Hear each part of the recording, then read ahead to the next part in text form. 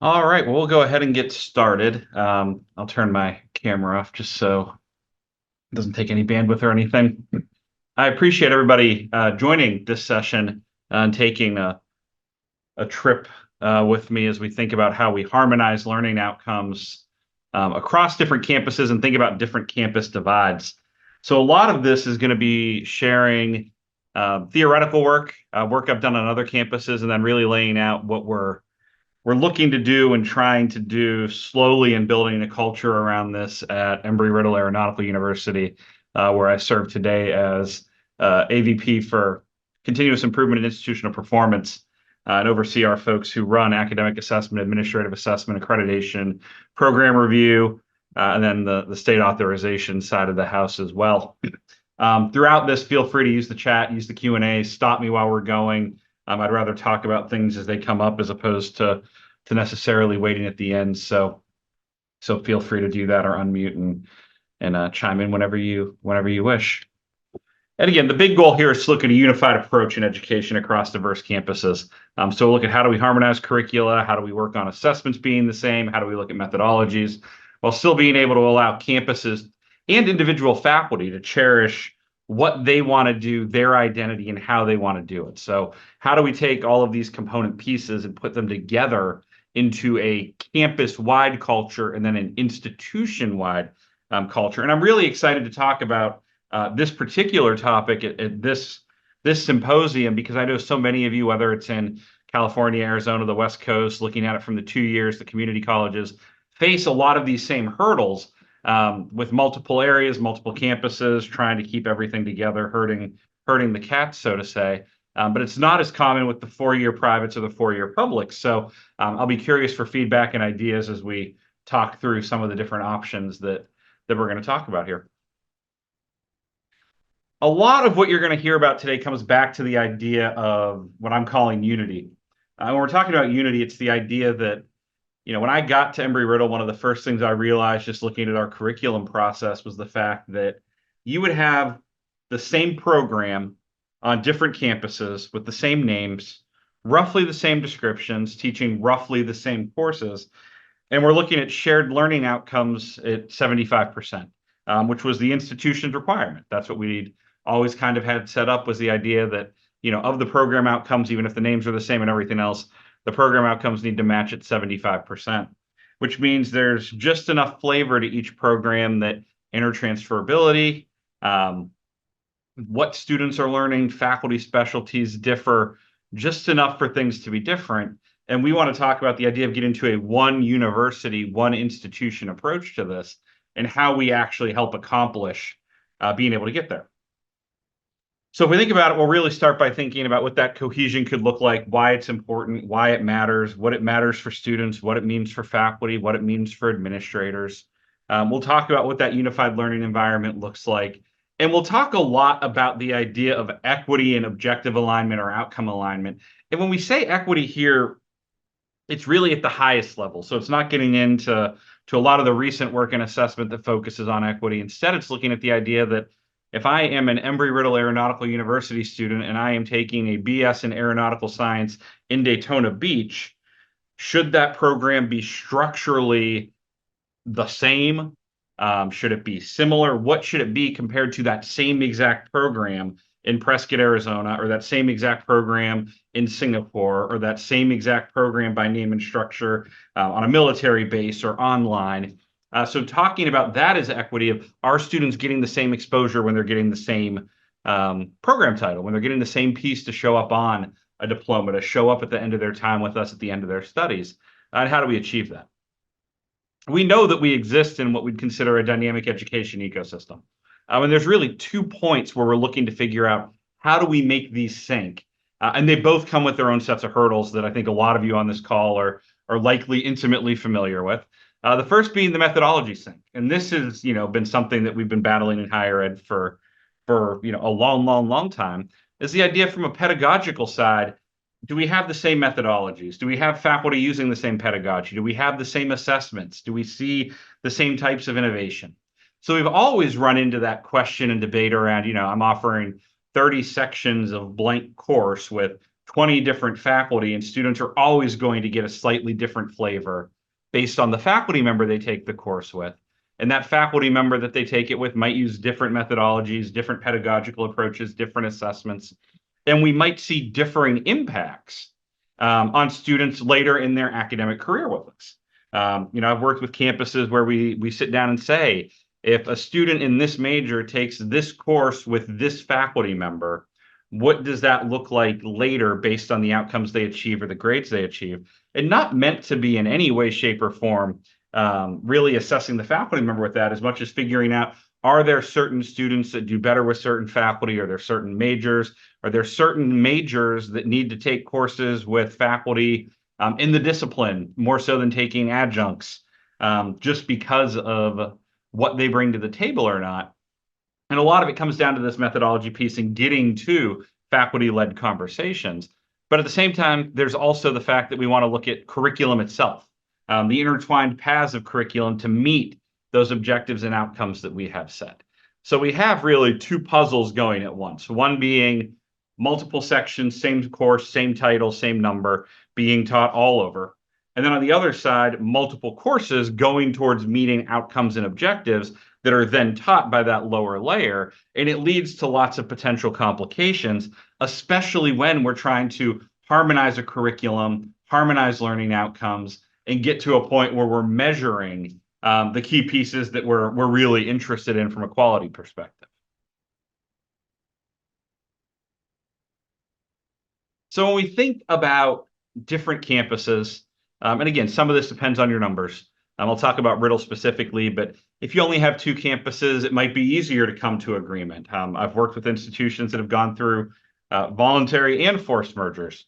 And you see that when you take 2 larger institutions and merge them together, you end up with some new headaches, but some of the headaches are a little bit easier because there's fewer players and fewer things to bring together versus if you are part of a system and have 20 campuses offering the same programs under the same degree in the same institution name. That's going to be a completely different set of headaches, hurdles, concerns, all of those possible pieces. So just important to kind of keep that aware. So we have what we'd consider sort of the cultural diversity. We also know that each of our campuses is different. And I'll talk about, the Riddle example here in a minute and kind of lay this out. And we also know there's unique challenges. And that's, unique challenges for students, unique challenges for faculty, unique challenges for staff. So in the Riddle example that we're going to talk about, it's really focusing on 3 distinct campus identities that really could be listed as 150 distinct campus identities when I explain, that we're trying to put into one unified system of learning and one unified approach to outcomes and one unified approach to assessment, despite their differences, with the goal of an enriched, equitable, consistent student learning experience here. And again, remember, 30,000-foot view of equity. We're talking here about if a student signs up for a BS in aeronautical science on any of our 3 campuses, it should be roughly the same BS in aeronautical science experience. What we want to avoid is, somebody being able to sit down, talk to our students, and know from a short conversation where that particular student went. Were they in Prescott? Were they in Daytona? Were they an online student based on the flavor they get? So really looking for that level of equity. So we have 3 campuses at Riddle. The first is in Daytona Beach, where I'm coming to you today, or coming to you from today. And when you think about the Daytona Beach campus, you're looking at about 8,000 students. It is a traditional 4-year private campus for the most part, 4 colleges, undergrad, bachelor's, master's, PhD programs attached to the Daytona Beach Airport, heavy on flight, heavy on engineering, very STEM focused, very research focused. Then we have our Prescott campus. The Prescott campus is in Prescott, Arizona. It's about 3,000 students, no doctoral programming, so undergrad and grad. Significant growth, push for more growth in flight, not far from the airport, just a couple of minutes. The look and feel of a traditional liberal arts campus, though, a very tight, compact campus minus the flight side, a very close-knit community, much more ingrained into the community, and a very different student type in a lot of ways. Equally achieved, equally set up for success as the Daytona students, but they're going there for a different reason. And they're getting a very different campus experience. I mean, one, literally one is right next to the beach, one is up in the mountains. And that shows in the faculty and the students and everything else that's there. And then we have the worldwide campus. And the worldwide campus is, a lot of campuses put into one. So if you start and think about it, with worldwide, we have all of our online programs. And again, that's associates through doctoral, but it's also over 140 off-campus instructional sites. And with those off-campus instructional sites, it's obviously changed with COVID. We've gone a lot more online. We have military bases. We have 3 areas within Singapore. So we have about 1,000 students in Singapore dedicated today on the aviation and flight side. Campuses come and go quickly. So you have that plus the online, and each of those sites has their own culture, their own need. Needless to say, when you think about the 3 taken in total, you have competing interests, you have competing ideas, you have different faculty attracted for different reasons to different campuses. So it's not cut and dry that just because I sit down with 10 physicists from 3 different campuses, that they even see an intro to physics course in the exact same lens. And as a non-physicist, it's difficult in a lot of cases to figure out, how do we have these conversations, protect ego, protect whatever politics are involved, but still get to a point where we can agree that we take intro to physics for this reason. And students need to get blank out of intro to physics or get blank out of intro to aviation. And those are the conversations I really want to talk about today is, what can we do to help faculty feel empowered to bring their programs together, to harmonize learning outcomes, to harmonize how they're assessing it, without it being any type of top-down edict, which I'm not interested in getting involved with. How do we get to that uniform educational experience where it doesn't matter where they go, they're prepared, we know they're prepared, and they can also bounce from campus to campus without worrying about whether they're ready for what that campus requires? Because we have historical examples from within Riddle where a student transfers from Prescott to Daytona, and conversations even go into the depths of, maybe some Daytona faculty don't think the Prescott campus is high enough level, even though it's at the same institution to transfer it in, or they don't like one particular course and how it's taught, so they don't want to award transfer credit. So it's internally driven politics that we need to work past and figure out how to work past successfully. So how do we unify? And there's lots of different strategies on how we can unify these things. And like I said, my previous institutions, I've had off-campus sites, not to the scope at Riddle. At Jacksonville University, we had 5 or 6 hospital sites, 2 or 3 classroom sites, all located in roughly the same area, all faculty that were teaching at both the main campus and those branch sites, so very different. And when I was at Flagler College, we had a complete off-campus site that we had to do a lot of this with that was located in Tallahassee, so about 3 hours away. The biggest shift there was it was independent faculty separate from the main campus, but they were teaching a completely different student body. It was basically adult-only programming. So programs were a little bit different, outcomes were a little bit different because of what they came in with, what the expectations were, how it worked with gen ed. And we'd only bring them in with AAs at that point. So a very different piece, but these are all strategies we've looked at and tried to think through. One of the first is really looking at ways to align the curricula. And part of figuring out how to best align the curricula is to get people in a room together and talk about where the curriculums are different. At Riddle, one of the things we're actively working towards today is each of those 3 campuses I mentioned and talked about run their own curriculum processes. And what is not included in those curricular processes is oversight or discussion with other campuses. And what I would say about that is it makes it difficult and it puts the impetus on faculty to do the reach out and talk to their peers and talk to their counterparts on the other campuses, which is a positive thing, but the notification aspect feels like additional bureaucracy too, which is what we're trying to avoid. We don't want this to feel like bureaucracy. We want this to be, a part of the curriculum that we can handle and discuss and work through.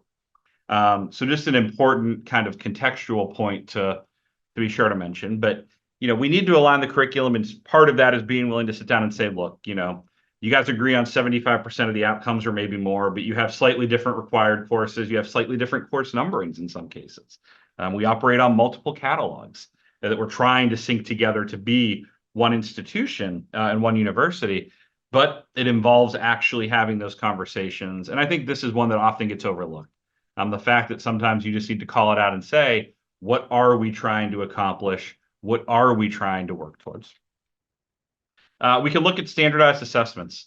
And again, when I say standard assessments, that should not be a top-down driven piece. This is not about an assessment person, a dean, or even a provost going and saying, to make it easier to figure out fairness and consistency, we're going to say you all should do a common final exam, or you all have to have signature projects or assignments that get embedded in all sections of a particular course.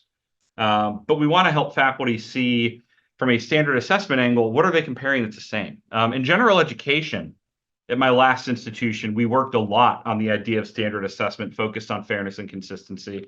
And we're starting that conversation at Riddle, which is really a nice tie-in with the 3 campuses.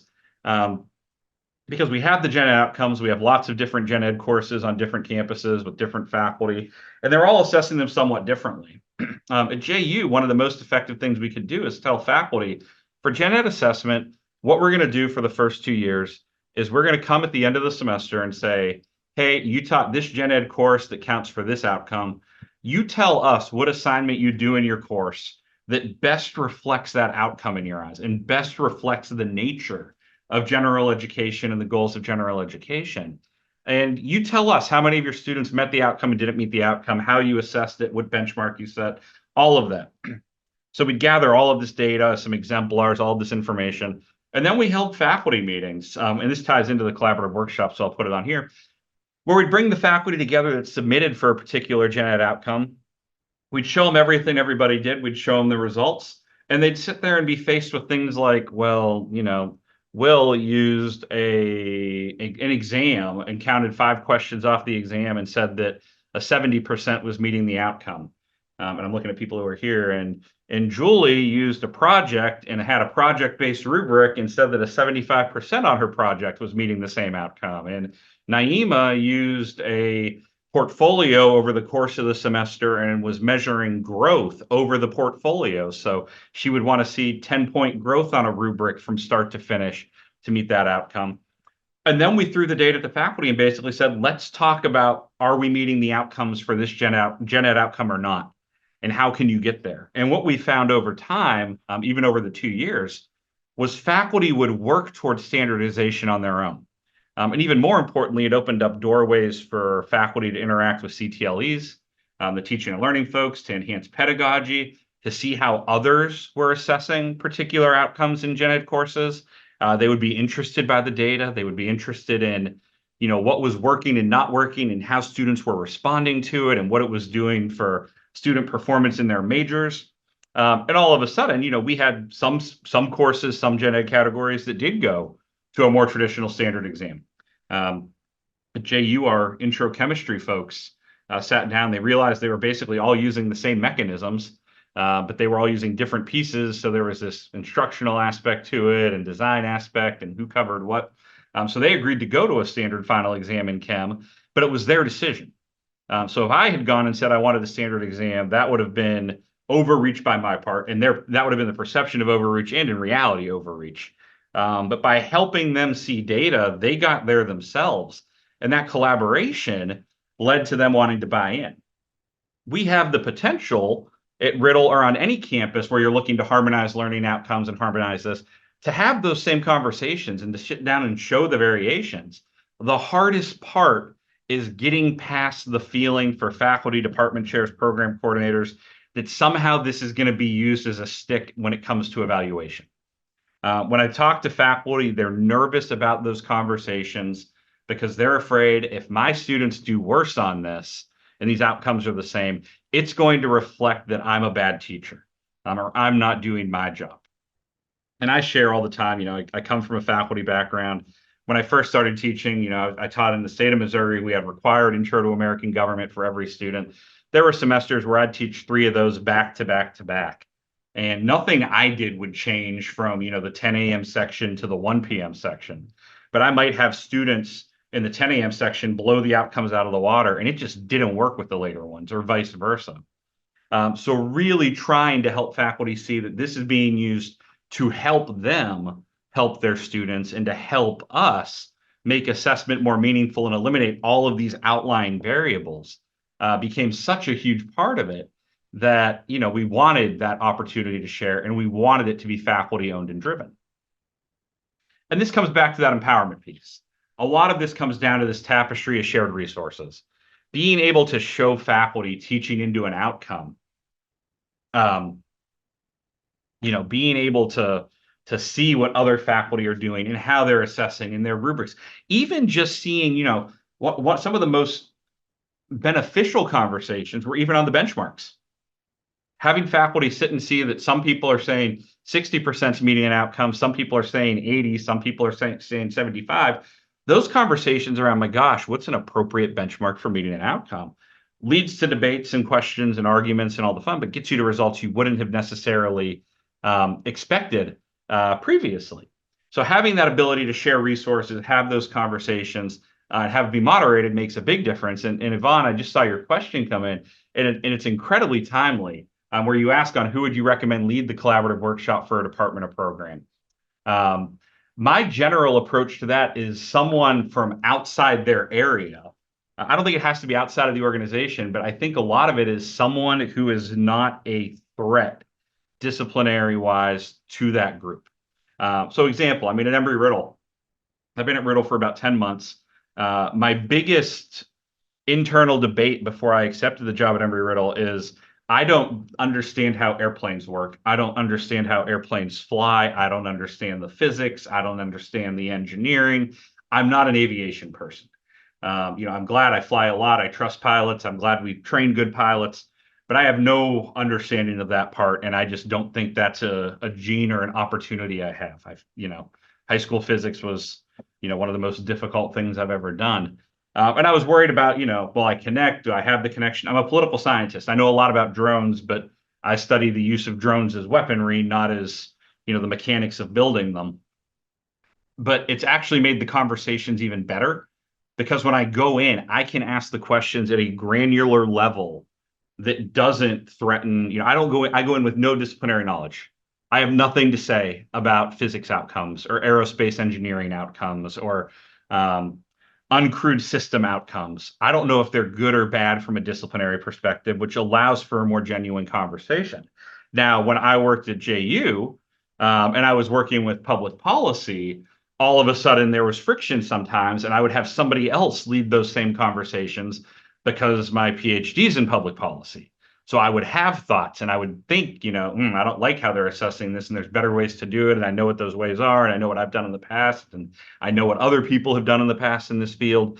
And that made those conversations too personal. So, somebody from outside the institution could work, but an assessment or an outcomes person that's willing to go in and talk big picture while allowing them to maintain ownership of content goes such a far way.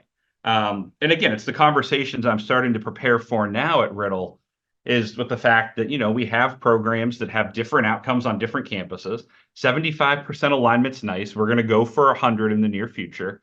But for that 100% alignment, it's going to be myself or, my executive director of academic assessment or an associate director of academic quality or a director of administrative assessment who's going to sit in that room with a bunch of physics folks who want to argue about physics and try to capture signal versus noise and lead them to that kind of commonplace.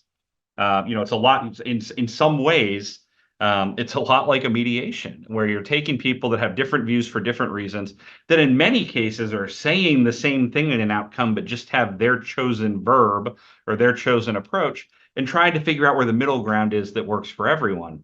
And one of the keys to doing that's through the resource sharing, but also, and I got ahead of myself by a point here, the respective autonomy. It's so important as we're doing this harmonizing of learning outcomes and the assessment methods and looking for equity in student learning experiences that we respect the fact that faculty own the curriculum, faculty own what they're doing in their classrooms, and faculty own assessment. We can give them guardrails we want them to play in, but if faculty choose not to assess, we can't get that data ourselves. We are 100% dependent on faculty doing something to get that data. Even if, I've heard people argue that, well, if they use the LMS, we can go in and pull the data. True, as long as they use the LMS. if they're not using the LMS and they're not giving us data and they're not assessing, we're dependent on them for that. So we have to have that respect of, starting conversations with, look, I am sure to you guys there is a meaningful differentiation between these two outcomes.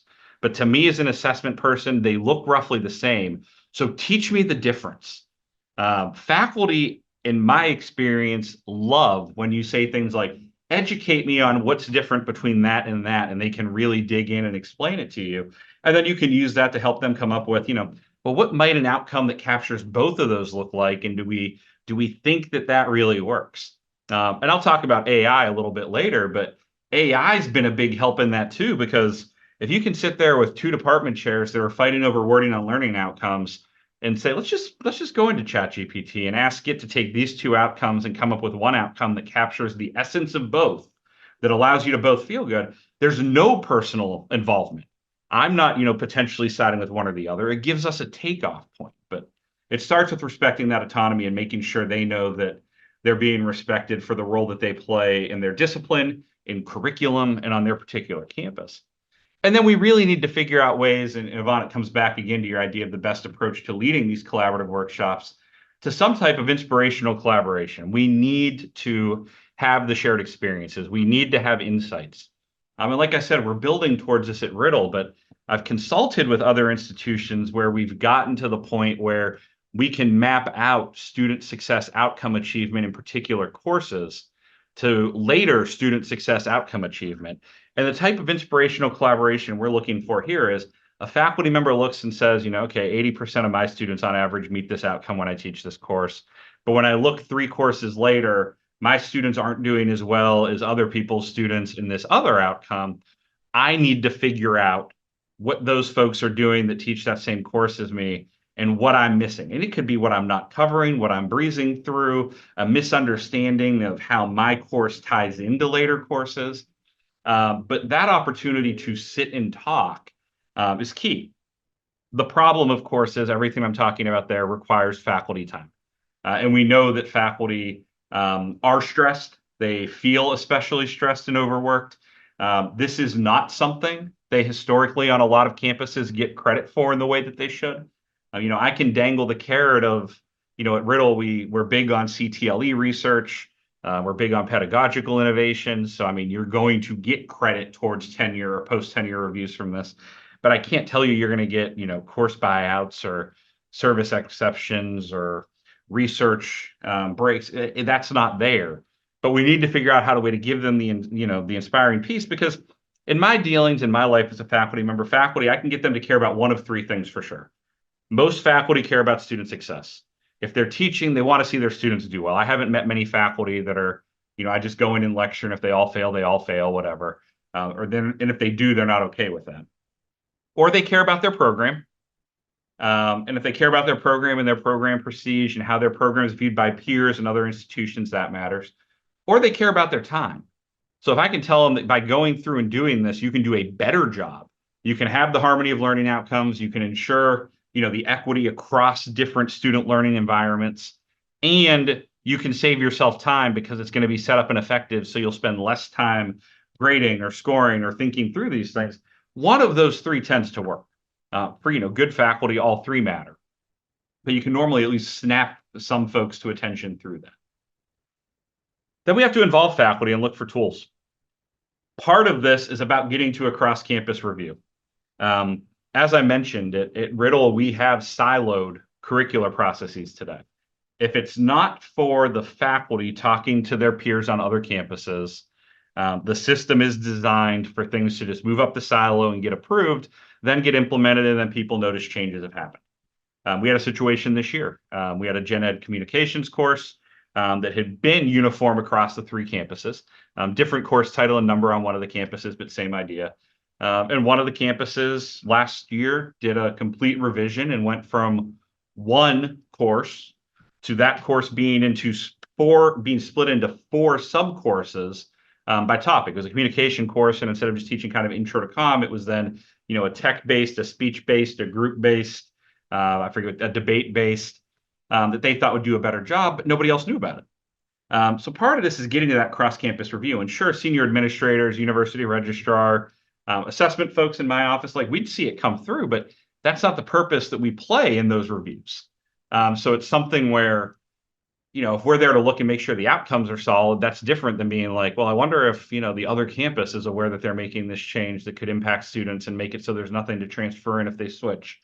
So that's there. So figuring out a way to really ensure that no matter how many campuses you have, that folks are aware of what's going on each campus and have a voice and an opportunity to kind of say, hey, what you're doing is great, but when you move that dial a little to the left, it's going to force me to pull these two levers and move this dial in response. And I might need some build-up time to do that. It's about technology integration. I mean, again, this is one of those ones that post-COVID, we should be a lot better at than maybe we are in terms of talking across campuses, working across campuses, having these conversations, having tech built for it. The irony when I tell you that we have the siloed curriculum processes, we also have siloed versions of course sleeves. So we have 3 separate KIM processes built out to go through this based on what each campus wants. And the campuses are very different. Daytona Beach operates as a fairly traditional curriculum process. Faculty go in, enter their stuff, it works its way through the approvals.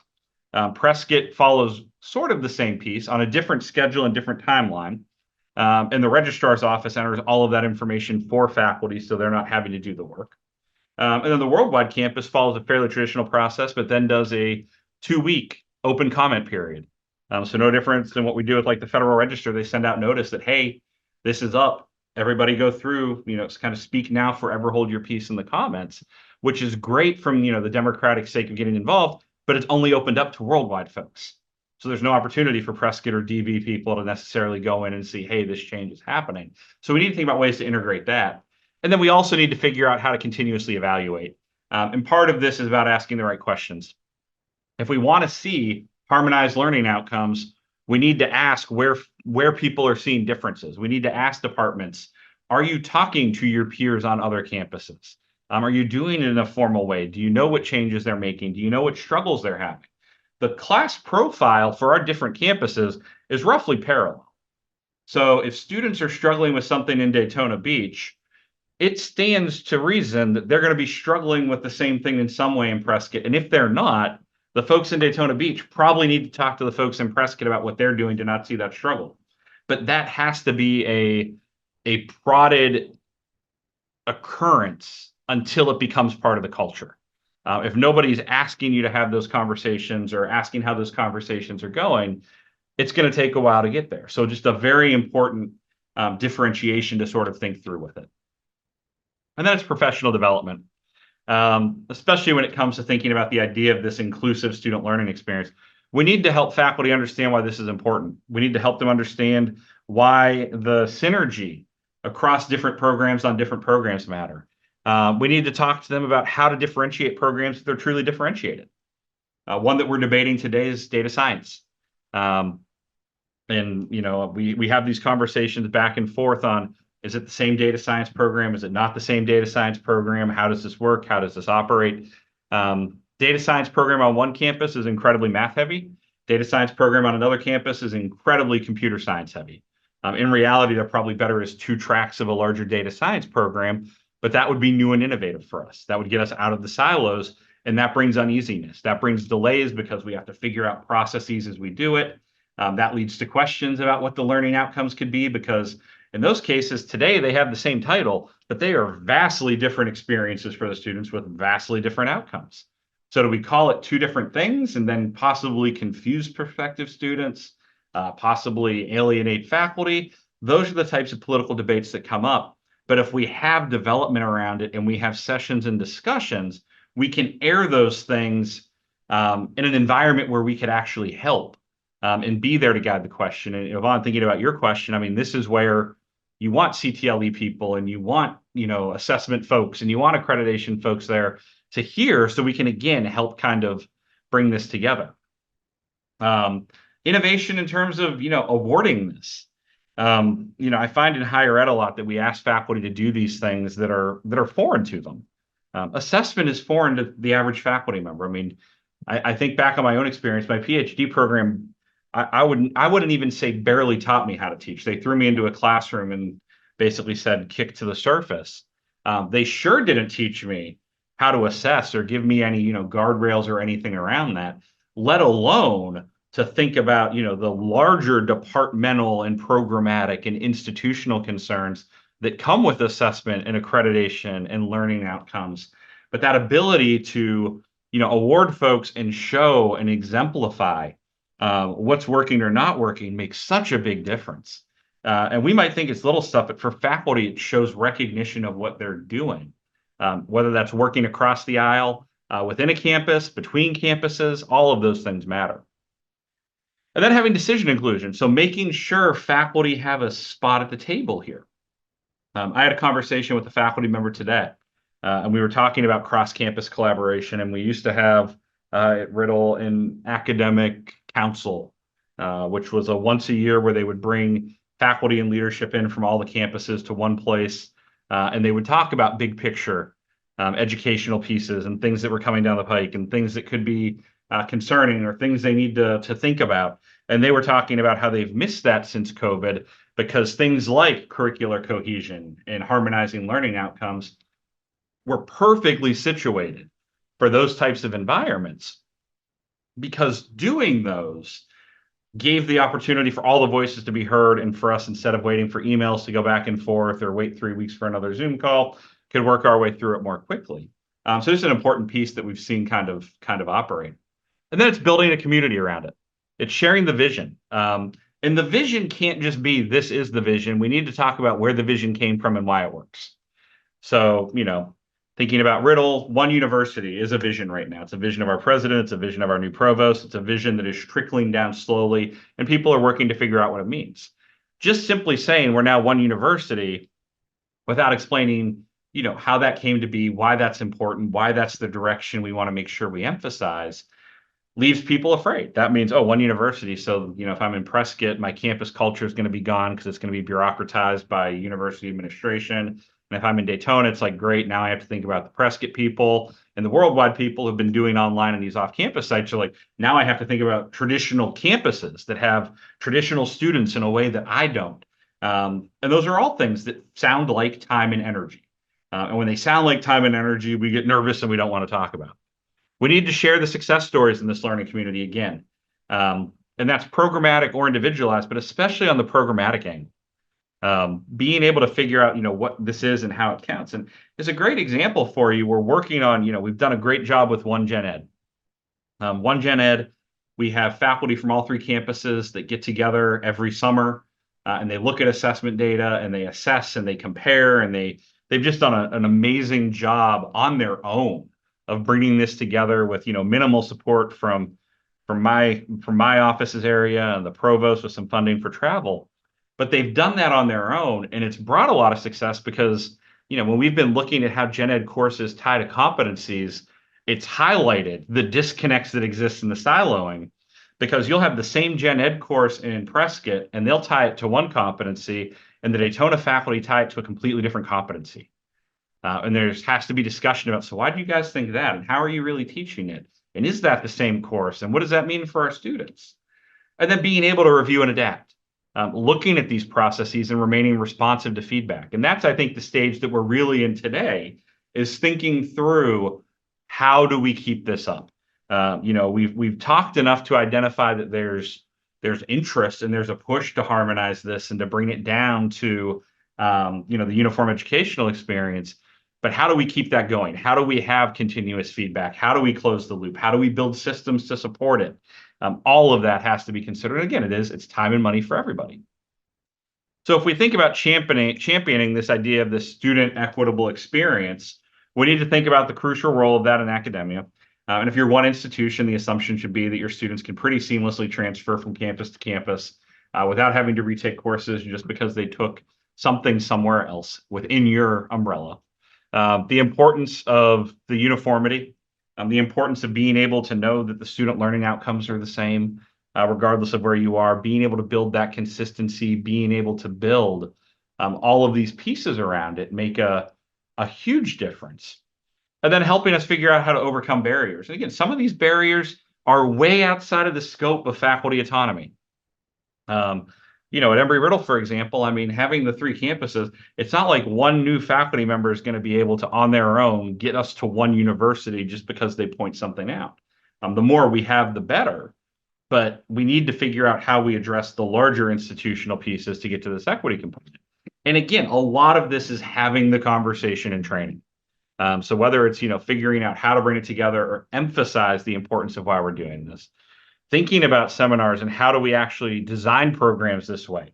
So often we have artificial deadlines and faculty rush to meet them, and curriculum proposals come in that are, what they want, but they're not as much time put into, or they haven't been as vetted across campuses or whatever else it might be because of the timing. So being able to figure out how we do that and why, figuring out how to bring the integration, and then also letting students voice their thoughts and ideas. One of the greatest activities I enjoy doing is with graduating students sitting down and asking them to complete curriculum maps. So, sitting down with, and we haven't done it in Riddle yet, we're going to do some this spring, sitting down with students in Daytona that have gone through a program, and sitting down with students in Prescott that have gone through a program, and sitting down with students from Worldwide who've gone through a program, and basically saying, here are the program outcomes, at least the shared ones. Here are the courses you're required to take. What do you think you learned where? Like, if you had to make this map and tell me where the connections were, where are they? And then being able to sit down with faculty and show and say, you thought students were learning this in this course. They all think they learned it here and here. What's going on in those courses? What's different? And then being able to sit down and look at all three heat maps against each other and find out that, students in one campus think they're learning it in this spot. Students in another campus think they're learning it here. Why is that happening? Giving students the ability to tell us what they're seeing. Because in reality, all of these things we align, whether it's learning outcomes, assessment strategies, student success plans, we design them on paper and give ourselves a pat on the back. We're not as good at following up to see if it actually worked the way it was supposed to. And outside of actual completion and retention and academic performance, student perception matters on that. So it gives us a great way to kind of check that as well. Then it's research and peer engagement. We need to share this. We need to talk about what happens with equity at the highest level, and the impacts it can have that are, positive or negative when it's in existence or not in existence. Again, the repository. What can we do to design these programs, and what can we do to deliver on the design programs when we get to the classroom? And how do we incentivize? How do we reward faculty for doing this? And how do we measure? And how do we help them think about this from the start? And what do we get from the top? And again, this is the beauty in the Riddle case, where with top-down support for the idea of one university, a lot of this gets easier. The issue that comes when you have top-down support for something, and I have not experienced this at Riddle, but I've experienced it at other places, they tend to want things quickly at that point. Once you have the top-down support, it's like, let's get this done. We all agree on the concept, we agree on the principle of it, so let's do it. But doing this well and doing this in a way that protects campus cultures and faculty autonomy means taking your time, having conversation, helping people feel like this was, their intention and their design, and seeing the benefits, as opposed to coming in and saying, we have to do this, tomorrow's the day, give me your 100% outcome match. I don't want to talk about it, just agree and get there. We'll put them on paper. And that doesn't get you the long-term buy-in that you want or help with the culture. So we create that community, we help with the reflection, and we really help with the partnership side to help show how these shared pieces make a difference. Now, AI has helped this a lot. And AI's helped it because it's taken the individuals out in some ways. If you haven't got onto a chat GPT or a generative AI and just taken a course catalog or a program catalog and required courses and all your marketing materials and said, what are 5 good program learning outcomes for this program? You should do it sometime, because AI is incredibly good at taking what it's given and fine-tuning that. And you can create GPTs that allow you to train it as an assessment person and allow it to write good learning outcomes and allow it to measure Bloom's taxonomy and allow it to even think about, we have this outcome on one campus and this outcome on another, and they're similar but not the same. And we have these constraints around what we need. How do we write this so everyone's got the best chance of being happy? And it will produce ideas. So we know that there's a role here. And again, faculty don't love that necessarily because it's taking them out of the conversation in some ways, when in reality, all we're trying to do is assist them in making the most, rational decision without having it to be, perfect rationality. It'll help us synthesize it. It'll help us look at assignments. It'll help us look at all of the data we might have on it.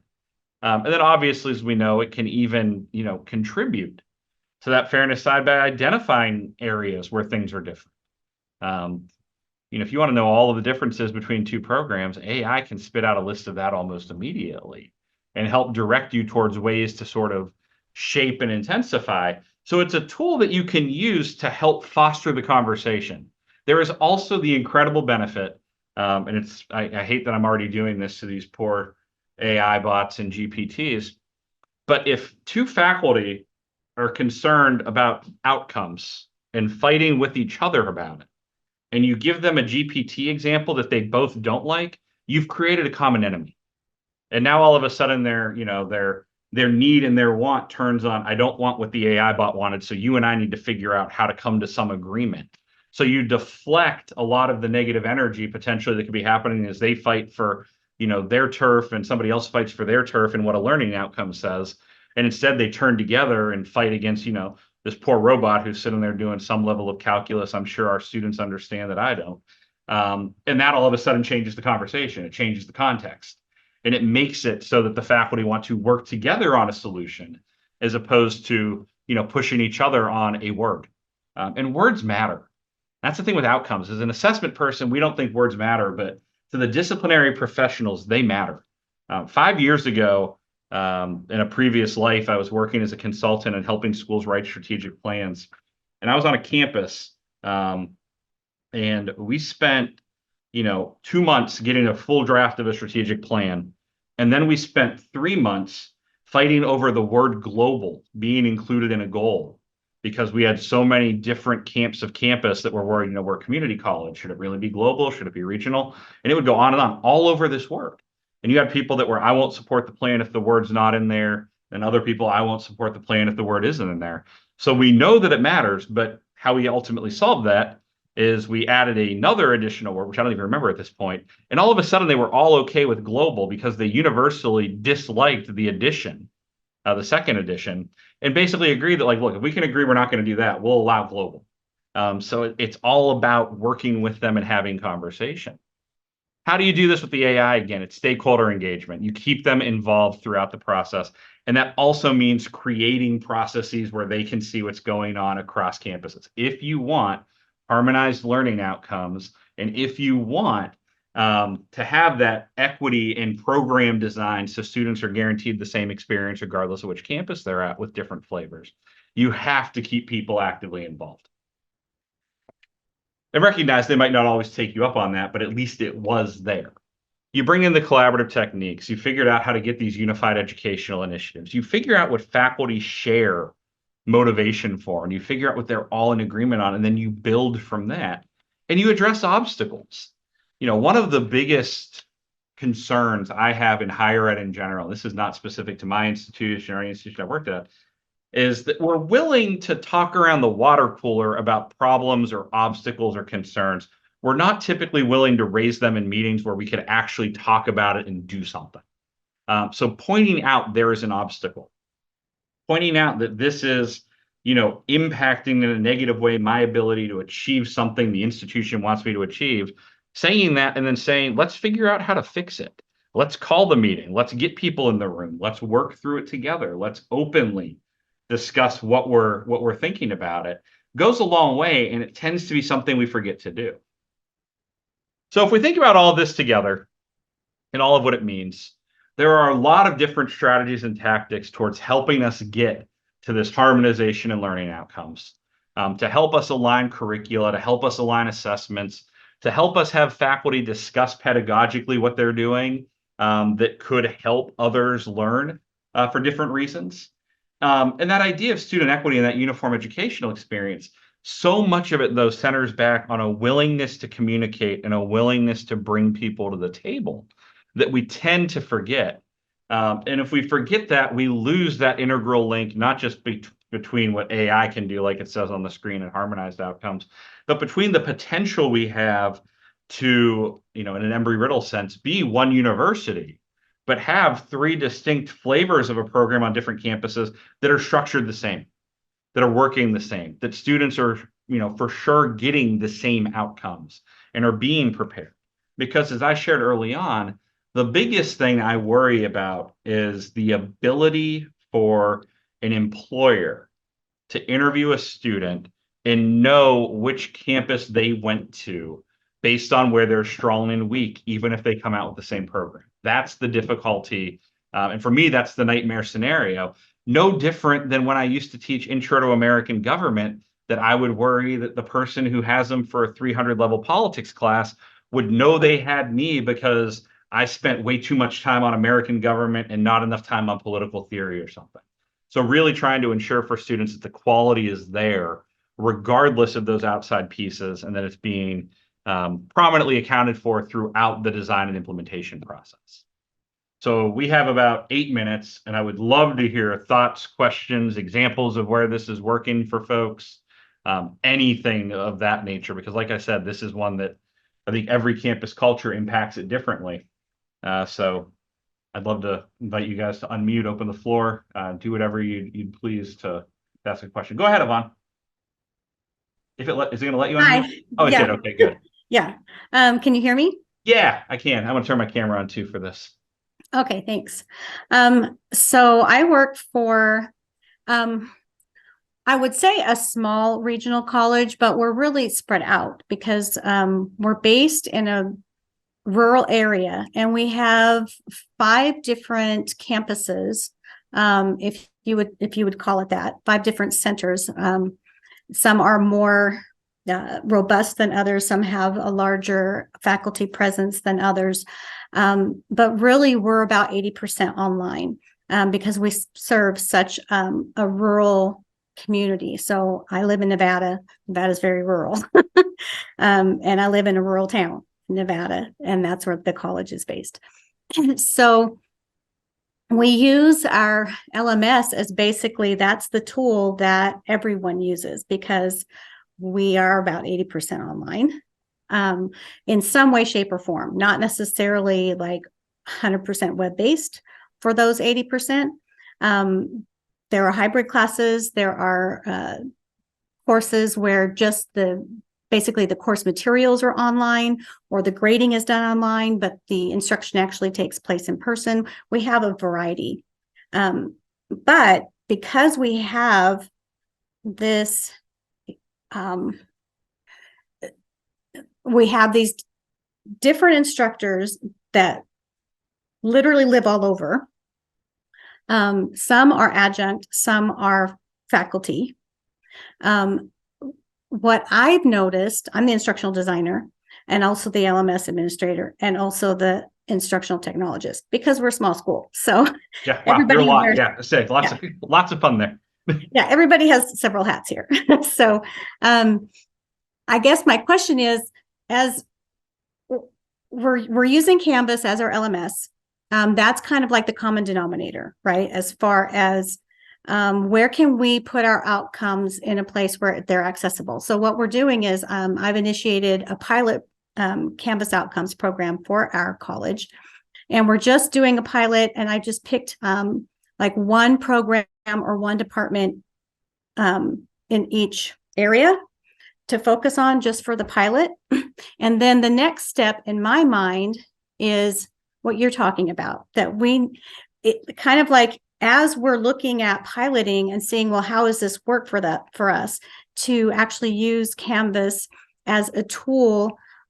And I hate to even use the word standardize, but it's just kind of like be more congruent, I guess.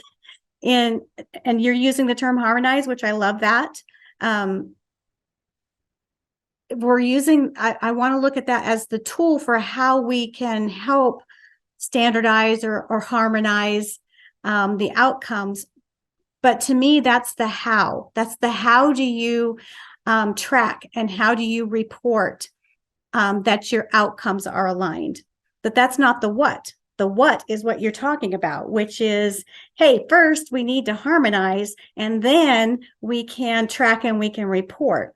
So I guess my question to you is, like, what would your recommendation be to me for how I can present that in a way to our senior leadership that are now they're going, oh, we can use Canvas outcomes. Let's do that now. Let's do that right now. I'll tell you, Yvonne, that's like the heart question. And you're right. And when you said standardize, that's the language around this is so important because faculty don't like standardized. So, whether it's harmonized, I like congruence, like you said, that's good. Some of the way to get that senior buy-in, and again, at Riddle, I didn't really have to do it because they knew that things were different. But at other institutions, I've sort of had to do what you're doing and pilot it and then go and say, look, everybody thinks they're doing this in this slightly different way. And as a result, a student could be getting a very different course experience based on who they're taking this with and how things go. So by showing them the incongruence, it kind of lit the fire for, well, let's bring the faculty together and let's resource a little bit, having these conversations, especially when you mention online and adjuncts. That's always one of my big concerns. And again, I don't know how you guys are set up, but for us at the worldwide side, it's a lot of canned courses. The course is built. They're just going in and executing a designed course. And adjuncts may not even have been told or informed, these are your outcomes. This is how your course fits into this student's program. Or you might have students from 6 programs that all need this course for different reasons, and you were hired to teach it for one. So I think what you're doing with the pilot's a great example, and then being able to find some of that incongruence or some of that, I'm not musical, I don't know what the opposite of harmony is, but the non-harmonious areas. And we've established I'm not a pilot and I'm not a musician. But if That you would be take that, dissonance. yeah. I was a music major. But what is it? Dissonance. Dissonance. We're looking for dissonance. And once we see the dissonance, being able to work with faculty to show how we get to congruence and the benefits that can have, that type of spillover, I think, goes a long way. When I first started at Flagler College, it was a small liberal arts college, but I could only get a few programs to try things. But when other programs saw what we did and how we did it and how we aided them in it, they were much more intrigued and much more willing to try. And I'd say that's a big part of it. Like, especially unfortunately for you wearing the 3 hats you are, somebody's going to need to Sherpa folks through this and be there and help them with it and do the design. But you having all 3 roles is a help in some ways for that, because at that point you can, actually help them not just theoretically think about it, but you're also the execution person. So I am actually I am a lot of the pressure. execution person. It's a lot of pressure, but it's also a lot of potential. So I would recommend that in terms of like really focusing in. Having Canvas outcomes is a great way to do it because, they can look at it throughout a semester. There's so many opportunities to track different pieces in the online sphere with Canvas outcomes. Yeah, and I'm also looking at, there's a presentation coming up with eLumen, because that is kind of like I hate to call it an add-on. It's not really an add-on, but it integrates well with Canvas. And I'm not sure if you're familiar with that product, but that is my next problem to solve is, okay, we can harmonize, which is a lot of work. That's going to take us a while. I think that's at least a semester, if not a year of work. And that's like if everybody's really dedicated to the work. And everybody's got to really be invested for that to work. Yeah, they've got to be invested. They've got to be dedicated, and they've got to be actually willing to do the work. So that's a lot, I think. It is a lot. And then I think take Canvas outcomes and basically expand the pilot so that it's not just, these few little pockets, but it's an expanded pilot where maybe we take, okay, here was one department in a gen ed program. Now we're going to do all of gen ed. Yep. But first that harmonizing has to take place, or else the data that we get on the back end is, garbage in, garbage out. Well, and plus the harmonizing is going to help you do that because you can take the burden off faculty in some ways if it's harmonized and what needs to be set up. Yeah. But if you start out from scratch using Canvas outcomes, each faculty member's got to figure out exactly, and that's the dilemma. Or versus if it's somewhat similar ahead of time, you can pull that and then they can just benefit and spend their time actually using the data instead of Yeah. setting it Yeah. up to pull it in because, my experience with faculty, if they spend all their time pulling in the data, they're like, I'm done. I've done my part. Yeah. And then they don't want The to mess with it analysis. again. And if the harmonizing isn't done first, then I think the data that we get on the back end, whether we use eLumen or whatever to visualize that data, it's irrelevant because that data itself, what is it really saying? What is it really telling us? Yep. Yep. And the eLumen tool is great. If you guys haven't looked at it, and I was such a your Okay. Canvas school, I know it fairly well. When I shared that I had done consulting in the background, the current president of eLumen was my boss at the company I was at. We Yeah. went over there, and they've just done Oh, great wow. things. And they are the only official Canvas embedded partner. I mean, lots of assessment systems pull from Canvas, but I mean, Yeah. they're the ones that are actually working directly with Instructure and all of that. So it's a Okay, cool. well, that's good information. That's great to know. Okay, I'm going to mute now because I'm sure there are other people in Yeah, no wanting to problem. chime in. And So Ivana, thank if you you so want to much. follow up at any point, and this goes for Yes, anything, if you want the deck, I anything will. like that, Yes, my I email address do. is on there. I love these conversations, so I am happy to talk Awesome. whenever. So Thank you so much. yeah, we are past 6, so I know we're late. But does anybody have anything else, or questions or thoughts they'd like to share?